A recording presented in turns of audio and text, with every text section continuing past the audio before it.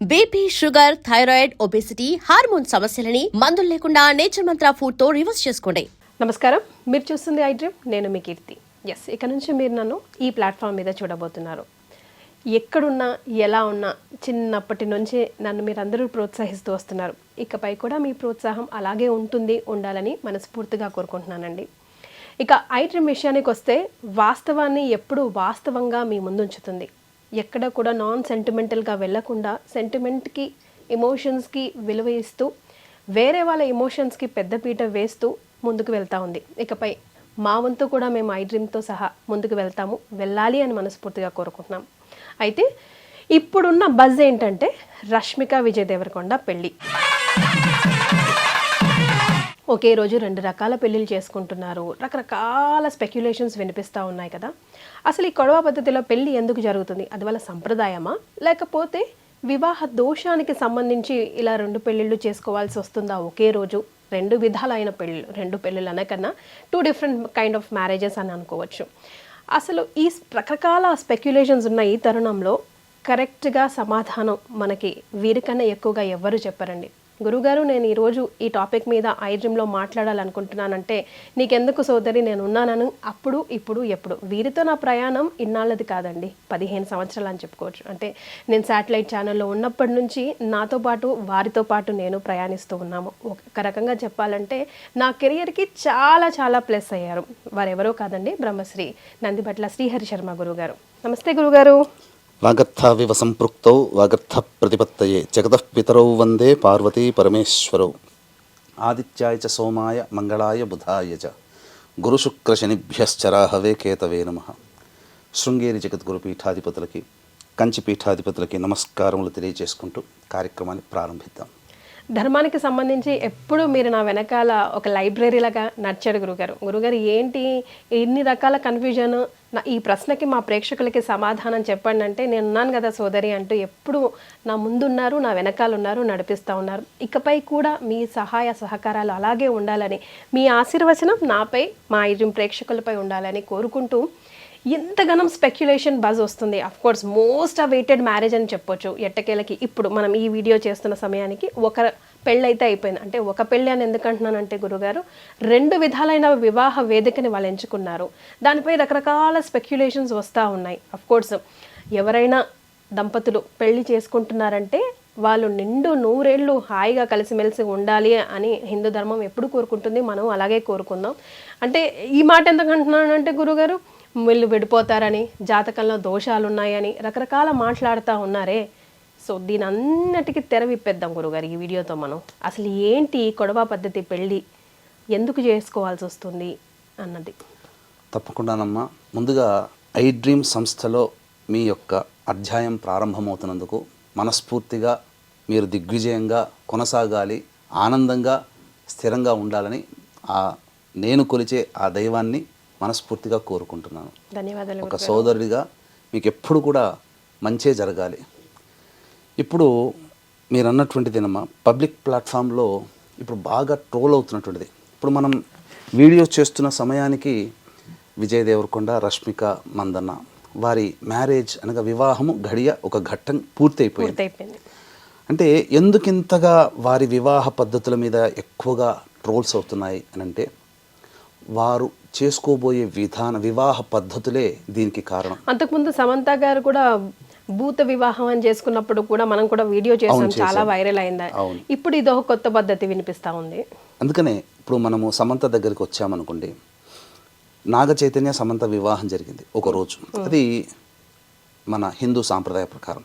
ఆమె Anglo Indian ప్రకారం కాబట్టి ఆంగ్లో ఇండియన్ పద్ధతి ప్రకారం ఇంకొక రోజు వివాహం చేసుకున్నారు.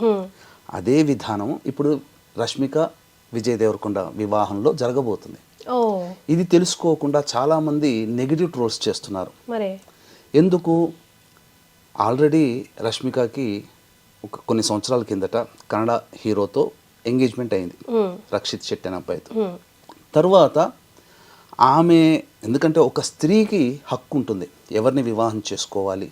ఎందుకంటే కన్యాదానము చేస్తున్నారు, వరదానం జరగట్లే. కన్యాదానం అన్నప్పుడు ఏంటి దాని అర్థము?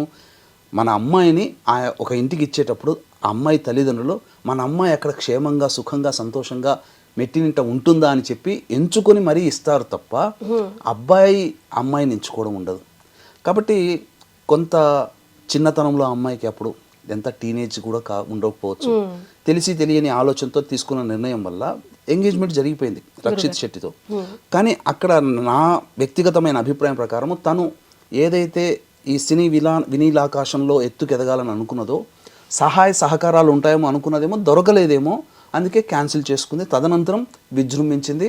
మొత్తం సినీ ఇండస్ట్రీలో పెద్ద పెద్ద స్టార్లతో అనేక భాషలలో ఆ అమ్మాయి చాలా తక్కువ సమయంలో చేసింది.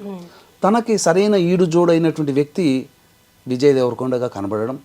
అలాగే 2017లో అనుకుంటా కదమ్మా వీళ్ళిద్దరికి ఎంగేజ్మెంట్ అయింది. ఎంగేజ్మెంట్ అయిన తర్వాత కూడా అమ్మాయి అబ్జర్వ్ చేసి నా యొక్క జీవితానికి ఎక్కడైనా స్టాప్ పడుతుందా, విజయ్ దేవరకొండతో మూవ్ అయితే బాగుంటుందా అన్నీ అబ్జర్వ్ చేసుకున్న తర్వాతనే నిశ్చయానికి వచ్చి ఇప్పుడు మ్యారేజ్ డేట్ చేసుకున్నారు. 2017కి సంబంధించి ఇది ఎప్పుడమ్మా. కాబట్టి చాలా మంచిగానే నిర్ణయం తీసుకుంది. కాకపోతే దీనికి చాలామంది పలువలు చిలువలుగా మార్చుకుంటూ మూడో వివాహం చేసుకుంటున్నారా, మూడో వివాహం ఎప్పుడు, ఇట్లా ట్రోల్స్ చేస్తున్నారు. కానీ వాళ్ళిద్దరూ కూడాను వాళ్ళ యొక్క సాంప్రదాయానికి పెద్దపీట వేశారు.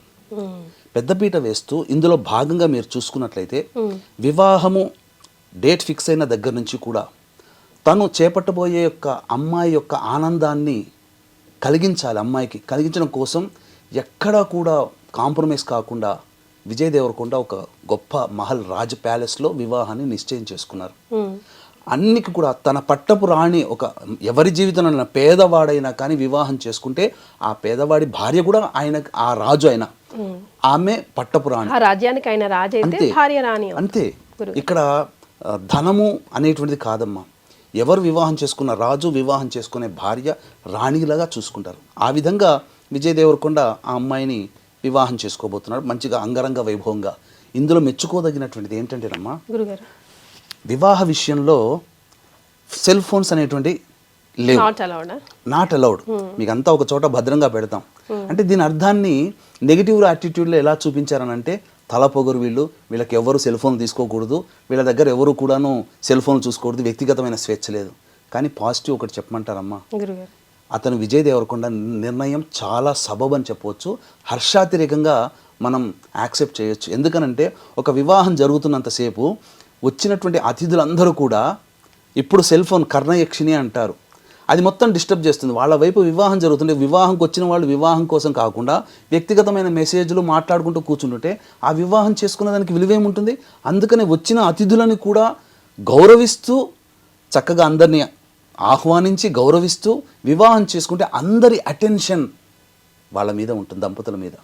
అంటే ఫొటోస్ ఎక్కడ వైరల్ అయిపోతాయేమో, పబ్లిక్ ఫిగర్ కదా, ఎందుకు వాళ్ళు వివాహం వాళ్ళు చేస్తున్నారు కదా, వీడియో రికార్డ్ చేస్తున్నారు కదా, ఫొటోస్ కూడా వస్తాయి కదా, ముందు వస్తాయి. ఒక వారం 10 రోజులు ఆగండి, మనమే అన్ని ప్రసార మాధ్యమాల్లో మనమే షేర్ చేసుకుంటాం.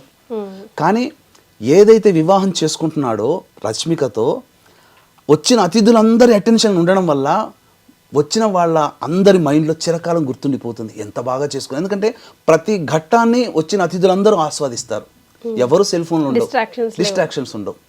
తర్వాత మనం ఇప్పుడు మాట్లాడుకునే సమయానికి హిందూ సనాతన సాంప్రదాయ పద్ధతిగా చక్కగా మన తెలుగు పద్ధతిగా వివాహం జరుగుతుంది.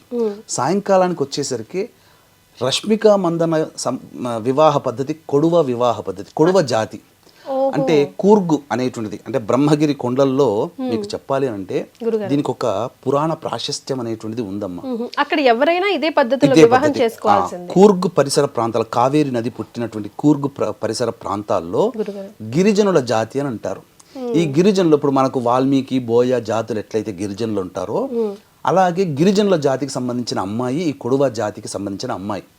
సో వాళ్ళకు ఒక ఆచారం ఏంటంటే మనలాగా పురోహితులు, హోమగుండాలు, అక్షితలు, వచ్చిన బంధువులు ఆశీర్వచనాలు ఉంటాయి, కానీ వేద మంత్రోచ్చారణతో ఉండదు, ఏమీ ఉండవు. ఎందుకు చెప్పమంటారా, వాళ్ళు ఒకప్పుడు 1000 సంవత్సరాల నుంచి కూడా వాళ్ళ జాతి ఉంది, అతి కొద్ది మంది మాత్రమే. కొండలు లోయలు తిరిగి వెళ్ళి బ్రాహ్మణుడు వెళ్ళి పూజ చేయలేని పరిస్థితిలో నివసించిన ఆటవిక జాతిలో నుంచి వచ్చినటువంటి ఆణిముత్యం రష్మిక మందన్న. కానీ ఆణిముత్యం ఎందుకన్నానంటే ఇప్పటికీ కూడా వాళ్ళ వంశ ఆచారాన్ని గౌరవించి ఆ పద్ధతిలో వివాహం చేసుకుంది. అందుకే ఆణిముత్యం. అవునండి గురుగారు. ఇప్పుడు మన సనాతన ధర్మం ఎవరిదైనా కానివ్వండి, ఏ పద్ధతి అయినా కానివ్వండి, ముందుకు తీసుకెళ్లాల్సిన బాధ్యత ఈ జనరేషన్ వాళ్ళదే కదా. కది ఈ కుడువ జాతి వివాహ పద్ధతి ఏంటనంటే నల్ల కోటు ధరించి నల్ల తలపాగా ధరించి సాయంకాలం విజయ దేవరకొండకి ఒక కత్తిస్తారు. అరటి చెట్టు అక్కడ ఉంటుంది. ఒక్క వేటుతో అరటి చెట్టుని నరికేయాలి. తరువాత వాళ్ళ యొక్క విందులో ప్రధాన పాత్ర పోషించేది పంజికుర్లి అంటే అడవి పంది.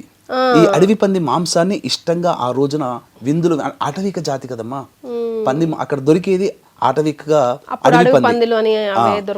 మధ్య మాంసాలతో విందు ఆరగింపులతో మత పెద్దలు కాదమ్మా, కుటుంబ పెద్దలు వచ్చి ఆశీర్వదిస్తారు. అంగరంగ వైభవంగా ఒకవైపున మంచి చక్కటి అరుటాకి భోజనంలో విందు భోజనమేమో పొద్దున పూట, సాయంకాలానికి రష్మిక మందన్న పుట్టినింటినటువంటి వేడుకగా జరుపుకొని వాళ్ళ ఆచారం ప్రకారం జరుపుకొని వేడుకగా. ఇది వాళ్ళ యొక్క వివాహ పద్ధతిని గౌరవిస్తున్నందుకు సంతోషించాలి. ఈ రోజున మన వివాహ పద్ధతిలో మన తెలుగు వాళ్ళు ఏమన్నా మన పద్ధతిని అనుసరిస్తున్నారా? చాలా మంది ఫోటోలకి వీడియోలకి టైం వేస్ట్ అయిపోతుంది గురుగారు. అసలు మనం నలుగు పిండి పెట్టుకుని స్నానం చేయాలమ్మా. మన పద్ధతి మొదలేసేసి హల్దీ అని, సంగీత్ అని, మెహందీ అని వేరే నార్త్ ఇండియన్స్ పద్ధతి. ఒక్క నార్త్ ఇండియన్ మన పద్ధతిని ఆచరిస్తాడా? తమిళియన్స్ ఏ పద్ధతి చేసుకుంటే మన తెలుగు వాళ్ళు చేసుకోరు, కేరళ వాళ్ళే చేసుకుంటే మన తెలుగు వాళ్ళు. కానీ మన తెలుగు వాళ్ళ పద్ధతి, మన వివాహ పద్ధతి మర్చిపోయాం. కానీ ఇప్పటికీ కూడా కొన్ని అనేక మారుమూల ప్రాంతాల్లో కొన్ని వివాహ పద్ధతులు ఉన్నాయి. ఏంటి అనంటే శ్రీకాకుళం అటువైపు పోతే ఆడపిల్ల వస్త్రధారణతో చేసి మగపిల్లవాడు వివాహం ఉంటుంది. కొన్ని చోట్ల వైరల్ అయ్యాయి, వీడియోలు కూడా ఉన్నాయి. ఇప్పటికీ గౌరవించే వాళ్ళు ఉన్నారు, సాఫ్ట్వేర్ ఇంజనీర్ కావచ్చు, ఎంతైనా కానీ. కాకపోతే ఈ అమ్మాయి వివాహ పద్ధతి ప్రకారం బ్రాహ్మణులు ఉండరు. ఎందుకు ఉండరంటే ఆ కాలంలో కొండలు లోయల్లో ఈ జాతి పెరిగింది కాబట్టి, ఉన్నది కాబట్టి ఎక్కడ కరెక్షన్ చేయకుండా అక్కడ దాకా వచ్చి బ్రాహ్మణులు వివాహం చేసే అవకాశం లేదు, బ్రాహ్మణులు దొరకరు. కాబట్టి వాళ్ళ ఆటవిక సాంప్రదాయ ప్రకారము ఆ విధంగా గిరిజన పద్ధతులు అంతేనమ్మా, ఏమీ ఉండదు. ఇదే అసలు. కానీ దీనికి తెలియకుండా విలువ పలువలుగా దోషం ఉంది, కుజదోషం ఉంది, అందుకే అరటి చెట్టు, లేకపోతే వివాహ దోషం ఉంది కాబట్టి ఇట్లా కాదు, వాళ్ళ వివాహ పద్ధతిని అనుసరిస్తున్నారు. దీనికి అరటి చెట్టును కొట్టేయడం అదేంటో గురుగారు, దాని వెనకాల ఏం సైన్స్ ఉందో, అంటే వీళ్ళు పెళ్లి చేసుకున్నట్టు ఎట్లా తెలుస్తుందో నాకు అర్థం కాల గురుగారు. పెద్దలు వచ్చి ఆశీర్వదిస్తారమ్మా, అంతే. మీకు దండలు ఎక్స్చేంజ్ చేసుకోవడం, శ్రీశైలము అటువంటి మారుమూల ప్రాంతాల పోతే ఇప్పటికీ బోయే వాళ్ళలో కూడా పురోహితులు ఉండరు. వాళ్ళ ఆచారం ప్రకారం, గిరిజన సాంప్రదాయం ప్రకారం వివాహం చేసుకుంటారు. అదే పద్ధతి ఇక్కడ జరుగుతుంది. కోటీశ్వరులైన వాళ్ళ సంఖ్య ఎంతమ్మా, మహా అయితే వేలల్లో ఉంటుందేమో ఆ కుడువ జాతి మొత్తం సంఖ్య. వాళ్ళ భాష తుళు భాష. తుళు ఎవరి భాషమ్మా? మనకు శ్రీకృష్ణదేవరాయలు వారి ఆస్థాన భాష తుళు. ఆయన తుళు భాషకు సంబంధించిన వాడు. మనకు తెలుగు, కన్నడలో కన్నడ ఎట్లనో శ్రీకృష్ణదేవరాయల భాష తుళు. ఆమె భాష కూడా మదర్ టంగ్ కూడా తుళు. విశేషం ఏంటనంటే బ్రహ్మగిరి కొండల్లో అగస్త్య మహాముని కావేరి నదిని కమండలంలో పట్టి బంధించి తీసుకొని పోతుంటాడు. ఇది నచ్చనటువంటి విఘ్నేశ్వరుడు విశ్రమించే, అంటే అగస్త్య మహాముని విశ్రమించే సమయంలో నచ్చనటువంటి విఘ్నేశ్వరుడు కాకి రూపంలో వచ్చి ఆ కమండలాన్ని తన్నేస్తాడు. తన్నేగా ఆ కమండలంలో ఉన్నట్టు నీరు ప్రవహించిపోతుంది బ్రహ్మగిరి కొండలు. అక్కడి నుంచి కావేరి నది పుట్టింది. అందుకనే ఈ యొక్క కొడవ జాతికి సంబంధించినటువంటి మందన్న వాళ్ళ ఫ్యామిలీలలో ఈ యొక్క కావేరి నదిని, ఆ నది దేవతను పూజిస్తారు. ఇప్పటికీ కూడా వాళ్ళ ఇంట్లో కావేరి మా వాళ్ళ ఇంట్లో ఆడపిల్లలకి కావేరిని పెట్టుకుంటారు.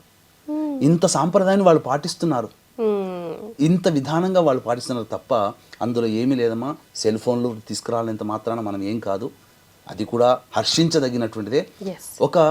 ఏ డిస్టర్బెన్స్, ఎటువంటి ఆలోచన లేకుండా మనము ఒక సినిమా చూసామంటే ఆ సినిమా మనకు 2-3 నెలల వరకు మన మైండ్లో ఉంటుందా లేదా?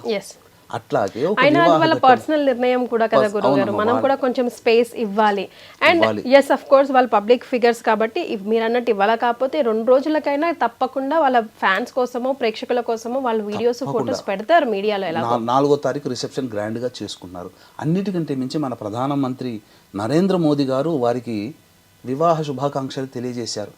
అంటే వాళ్ళు నరేంద్ర మోదీ శుభాకాంక్షలు తెలియజేశాడంటేనే అక్కడ గుర్తుపెట్టుకుని వాళ్ళ సెలబ్రిటీస్ కాదమ్మా, సెలబ్రిటీస్ అని చెప్పలేదు ఆయన. వాళ్ళ యొక్క సాంప్రదాయాన్ని గౌరవించి వివాహం చేసుకుంటున్నారు. మన హిందూ సనాతన ధర్మంలో భాగమైన ఈ జాతులన్నీ ఒకటే అని చెప్పి ఆ విధంగా చక్కగా వివాహ పద్ధతిని ఆకాంక్షిస్తూ ఆనందిస్తూ శుభాకాంక్షలు తెలియచేశాడమ్మా. ఇంకా అంతకన్నా పెద్ద ప్రూఫ్ ఏం కావాలి. కాబట్టి ఎవ్వరు కూడా నెగిటివ్ ట్రోల్ చేయకండి, ఆనందంగా జరుపుకుంటున్నారు. అందరూ అతిథులు వెళ్ళి చక్కగా చేసుకుని వస్తారు తప్ప ఇదేదో వివాహ దోషాలకి సంబంధించినటువంటిది కాదు కాదు కాదు. వాళ్ళ సాంప్రదాయాన్ని గౌరవిస్తున్నారు, మనం ఆనందించాలి. హ్యాట్స్ ఆఫ్ అమ్మ, వాళ్ళు మన పద్ధతి ప్రకారం చేసుకుంటున్నారు. ఈ యొక్క సంబంధించినటువంటి తుళు సాంప్రదాయం ప్రకారంగా కొడువ జాతి సాంప్రదాయంగా అమ్మాయి ఒప్పించుకొని విజయ్ దేవరకొండ చేసుకున్నాడు. అంతకు మించి తన జీవితంలో వచ్చే పట్టపురాణిని ఆనందంగా స్వీకరిస్తున్నారు. ఆమె కోసం చిరకాలం ఆమె జీవితాంతం గుర్తుండిపోయే విధంగా ఒక గొప్ప వివాహ వేడుకను ఆ అమ్మాయి జీవితంలో అందించుతున్నాడు. ఆ అమ్మాయి కూడా తన గొప్ప వరుడిని ఎన్నుకున్న ఆనందంగా ఉంది. ఈ ఆనందం అతిశయ మధ్యలో గతంలో జరిగిపోయిన వాటిని పట్టుకొచ్చి ఒక శాడిజం భావాలతో కొంతమంది కామెంట్స్ పెడుతూ ఉంటే బాధ అనిపిస్తుంది. రక్షిత్ ఎంగేజ్మెంట్ క్యాన్సిల్ అయ్యింది, కాల్ ఆఫ్ అయింది, రకరకాలుగా మాట్లాడుతున్నారు. మనం మాట్లాడుకోవాల్సింది ఆ నెగిటివ్ ట్రోల్స్ చేయాల్సింది కాదు. సంప్రదాయాన్ని, తన సంప్రదాయాన్ని ఎక్కడైతే పుట్టి పెరిగిందో అంత స్టార్ సూపర్ స్టార్ అయినప్పటికీ కూడా ఆ సంప్రదాయాన్ని ప్రోత్సహిస్తూ తన ఫ్యామిలీకి ఒక ఎగ్జాంపుల్ గా నిలిచింది. చూసారా, ఎక్కడ గురుగారు మనకు అసలు ఆ వివాహం గురించే తెలియదు. ఈ రోజు ఇంతమంది మాట్లాడుకుంటున్నాం, ప్రపంచవ్యాప్తంగా మాట్లాడుకుంటున్నాం అంటే నిజంగా మీరు అన్నట్టుగా ఇద్దరికి కూడా హ్యాట్స్ ఆఫ్ చెప్దాం. అండ్ వారిద్దరు కూడా లైఫ్ లాంగ్ హ్యాపీగా కలిసి ఉండాలని ఐ డ్రీమ్ మనస్ఫూర్తిగా కోరుకుంటుంది. చాలా మంచి ఇన్ఫర్మేషన్ ఇచ్చారు గురుగారు, మనలో చాలా మందికి తెలియదు కూడా. చాలా సంతోషం, ధన్యవాదాలు. సర్వం శ్రీ ఉమామహేశ్వర పరబ్రహ్మార్పణమస్తు.